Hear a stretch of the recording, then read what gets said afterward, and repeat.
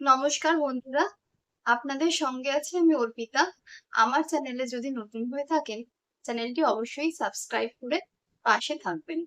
আজ আমরা আলোচনা করব বাচ্চাদের সামনে কোন কথা, কোন বিষয়গুলো আমরা একেবারেই আলোচনা করব না। এইখানেই আমরা বাবা-মায়েরা কিন্তু ভুল করে ফেলি মাঝে মাঝে। বাবা-মায়েরা আমরা সব রকমই কথা বাচ্চার সামনে বলি। খেয়াল থাকে না আমাদের যে আমাদের সামনে আমাদের খুদেটি রয়েছে। তো আসুন জেনে নিই বন্ধুরা, কোন কথাগুলো আমরা বাচ্চাদের সামনে বলা থেকে বিরত থাকবো। আসুন জেনে নিই। প্রথমেই বলি বন্ধুরা, বাচ্চাদের সামনে কোনোভাবেই কিন্তু অপমানজনক কথা বলবেন না কাউকে। কারোর সঙ্গে আপনার ধরুন খুব একটা মনোমালিন্য সৃষ্টি হলো, আপনার ঝগড়া হলো, সেক্ষেত্রে আপনার খেয়াল নেই যে আপনার বাচ্চাটি আপনার সামনে আছে। আপনি আপনার বাচ্চাটির সামনেই তাকে হয়তো স্ল্যাং ইউজ করলেন, তাকে গালাগালি দিয়ে কথা বললেন, বা ধরুন তার সাথে ভীষণ রূঢ়ভাবে কথা বললেন। সেই কথাগুলো কিন্তু আপনার বাচ্চাটিও শিখে যাবে বন্ধু। বাচ্চারা তো প্রচন্ড ভাবে ইমিটেট করতে পারে। তো বাচ্চাটিও কিন্তু আপনার সেই রূঢ়ভাবে বলা কথাগুলো, সেই গালাগালি মার্কা কথাগুলো কিন্তু বাচ্চাটাও বন্ধুরা শিখে যাবে। তো আপনার এই ধরনের কথা বলার আগে একটু খেয়াল রাখা দরকার যে আপনার বাচ্চাটি সেইখানে নেই তো। থাকলে তার সামনে কখনোই কাউকে এই ধরনের কথা বলবেন। নেক্সট পয়েন্টে চলে আসি বন্ধুরা।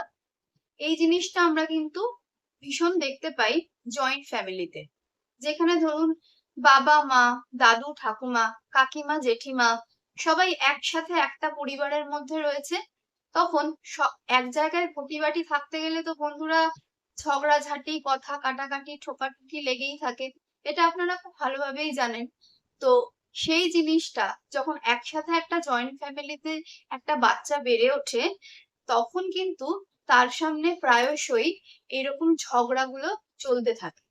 তো আপনারা তো বড়, আপনাদেরকে কিন্তু একটু খেয়াল রাখতে হবে বাচ্চার সামনে কখনোই যেন এই ধরনের ঝগড়াগুলো মাত্রাতিরিক্ত পর্যায়ে না পৌঁছে যায়।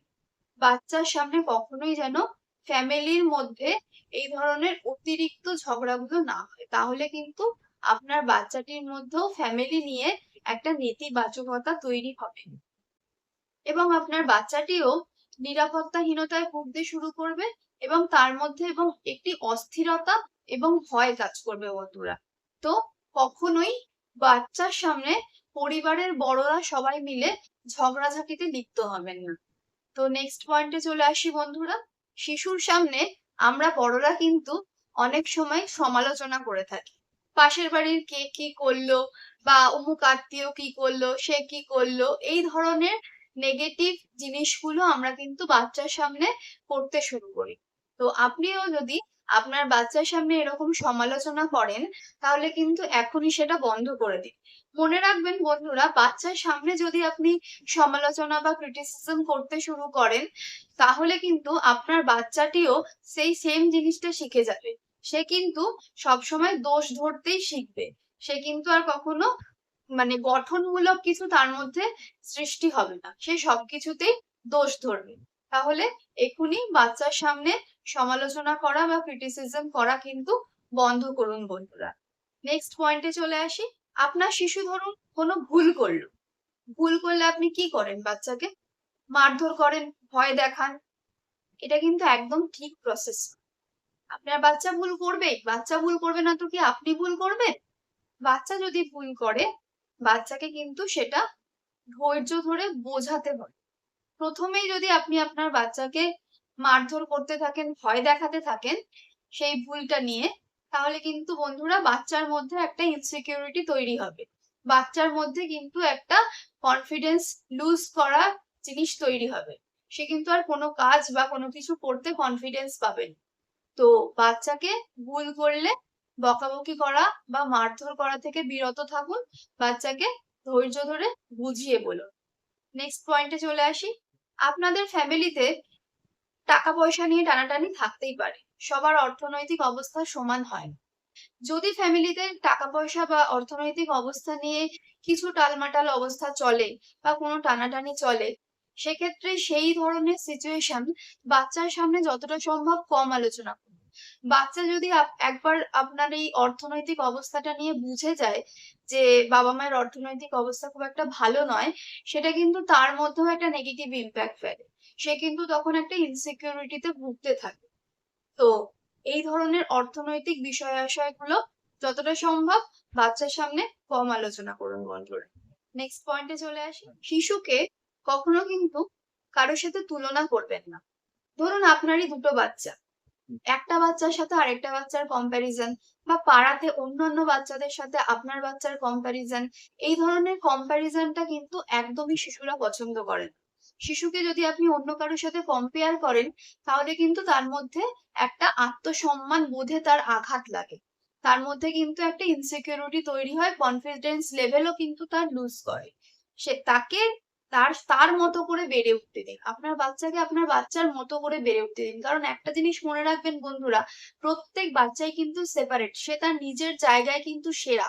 তো তার মধ্যে সেই কনফিডেন্স লেভেলটাকে ভরে দিন যে তুমি তোমার জায়গায় সেরা। তাকে অন্য কারোর সাথে তুলনা করে নিচের দিকে টেনে নামাবেন। নেক্সট পয়েন্টে চলে আসি।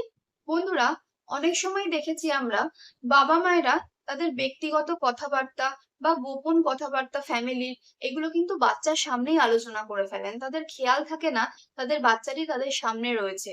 আর এই ধরনের কথাবার্তাগুলো বাচ্চার মধ্যে কিন্তু একটা অন্যরকম এফেক্ট ফেলতে পারে। তো বাচ্চার সামনে কখনোই আপনাদের নিজস্ব গোপন পার্সোনাল কথাবার্তাগুলো বলবেন না। এই জিনিসগুলো বোঝার মতো বয়সও বাচ্চাদের হয় না, বোঝার ক্ষমতাও হয় না। তাই জন্য এগুলো বাচ্চার মধ্যে একটা অন্যরকম এফেক্ট ফেলে। নেক্সট পয়েন্টে চলে আসি। বাচ্চার সামনে কিন্তু কখনোই কোন রকম নেগেটিভ ঘটনাগুলোকে বাড়িয়ে বলবেন না। এখন তো আমরা চারপাশেই দেখছি প্রচন্ড নেগেটিভ ঘটনা ঘটে। ধরুন নিউজ চ্যানেলগুলো সবসময় নেগেটিভ অ্যাক্সিডেন্ট, কোথায় মার্ডার হয়েছে, কোথায় রেপ হয়েছে, এই ধরনের ঘটনাগুলো সবসময় নিউজ চ্যানেলগুলো টেলিকাস্ট করতে থাকে।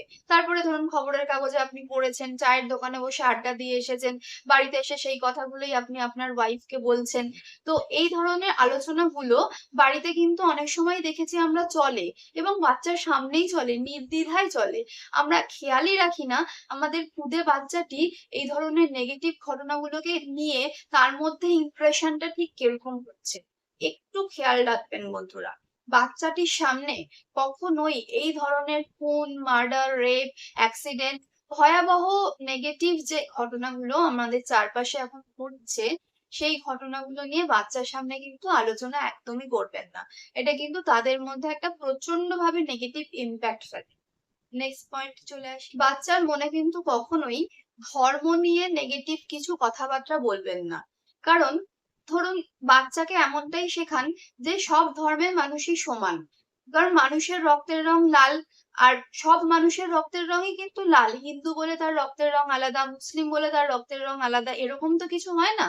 তো বাচ্চাকে বাচ্চার মতোই থাকতে দিন বন্ধুরা। ছোটবেলা থেকেই বাচ্চাটির মধ্যে কিন্তু ধর্ম নিয়ে কোনো নেতিবাচক কিছু জিনিস বাচ্চার মধ্যে ঢুকিয়ে দেবেন না। এটা কিন্তু বাচ্চার মধ্যেও একটা ইনসিকিউরিটি তৈরি করে, বাচ্চার মধ্যেও একটা অস্থিরতা তৈরি করে। তো বন্ধুরা, আজ আমি অনেকগুলো পয়েন্ট আলোচনা করলাম যেগুলো আমাদের বাচ্চার সামনে একদমই বলা উচিত নয়। এই ধরনের কথাবার্তাগুলো বাচ্চার সামনে বললে কি হতে পারে, বাচ্চার উপর কি রকম এফেক্ট পড়তে পারে, কি কি ইম্প্যাক্ট পড়তে পারে, সেগুলো নিয়ে আমি কিন্তু আজ ডিটেলসে আলোচনা করলাম। আশা করি আপনারা কিন্তু বুঝতে পেরেছেন। বাচ্চাদের সামনে সতর্ক হয়ে কথা বলাটা আমাদের প্রত্যেক বাবা মায়ের কিন্তু একটা দায়িত্ব, কর্তব্যের মধ্যে পড়ে। তো আমরা সেই দায়িত্ব কর্তব্য খুব ভালোভাবেই পালন করব। আমার এই আলোচনা থেকে যদি আপনারা উপকৃত হন, তাহলে অবশ্যই একটি লাইক করে দেবেন, আর আপনাদের মূল্যবান মতামত কমেন্টে অবশ্যই জানাবেন। আর আমার এই আলোচনা আপনাদের অন্যান্য বন্ধু বান্ধবের কাছেও পৌঁছে দেবেন শেয়ার করে। আশা করি তারাও উপকৃত হবে। আবার দেখা হচ্ছে পরবর্তী এপিসোডে অন্য কোনো বিষয় নিয়ে। সেই পর্যন্ত সঙ্গে থাকুন, দেখতে থাকুন সঙ্গে অর্পিতা।